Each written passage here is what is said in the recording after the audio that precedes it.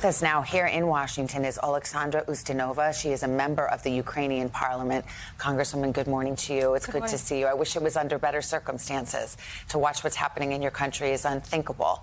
What do you think when you see those images from back home?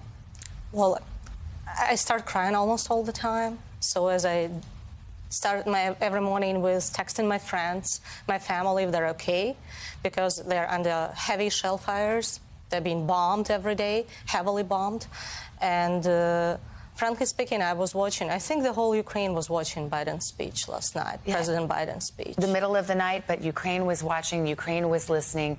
Did you hear what you wanted and needed to hear from President Biden? To be honest, it was a total disappointment for us.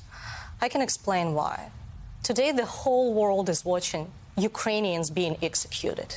I cannot name it the other way around. The right definition is an execution, because we see bombs go into our civilian houses every day. We see children dying every day on the streets and in their houses if they didn't make it to the bomb shelter.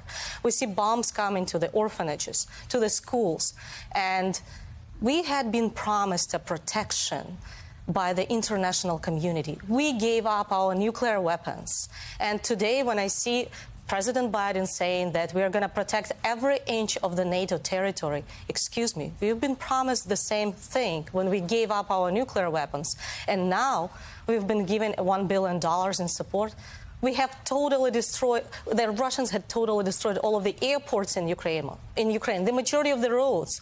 We are grateful for help, but we need protection in our sky. We had been protecting ourselves on the ground, but if we do not protect our sky, if there is a no-fly zone or if there is no dome to protect it with the air defense, we will all go down. People will literally die. The U.S. and NATO have been very forceful, saying there will not be NATO or U.S. troops on the ground in Ukraine. I'm not asking for troops. They've also said they will not enforce a no-fly zone because that would put them in direct confrontation potentially to enforce it with the Russian military. What is your message to them? I don't have a message. I have a question. What is the red line that Putin has to cross for the NATO and the U.S. to step in?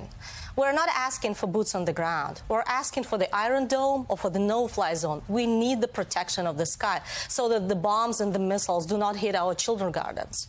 So every time I hear about the possible provocation from Putin, Putin is a psycho. He doesn't need to be provoked. We did not do anything. We didn't do anything in 2014. We did not provoke him now. He's still invaded. And he's bombing the cities. He's bombing civilians. So that's why every time I hear that, frankly speaking, I don't think NATO will be protecting Poland or the Baltic countries when Putin invades. They will be saying it was a provocation from these countries because we had been promised the same thing. And talking about the sanction, that's what I want to point out to Americans. I've heard the Vice President's speech right now in the morning here at the studio, and she was saying that you have to protect your economy, and that's why the energy sector is not under sanctions. Well, then we have to go and tell every American that the President of the United States is protecting them from paying extra 20, 30 cents for a gallon of gas. And that's why so many Ukrainians have to die. We have to tell them that SWIFT was implemented for 7 out of 350 banks.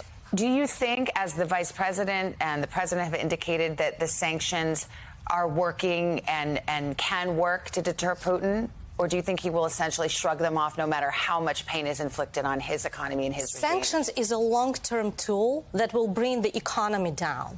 If we need it fast, we need the basic protection of the sky now. And again, if we want to do sanctions, those has to be real sanctions with no exemptions. Because so far, it's 7 out of 300 banks.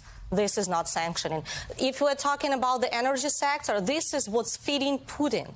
That's his main money where it's coming from. And there are no sanctions for the energy sector. Well, we have to stop it there, but I hope we'll speak again, Oleksandra Ustinova. And I know you're expecting a baby in a month, which brings you to this country, and you're working hard on behalf of yours. So thank you very much for being here.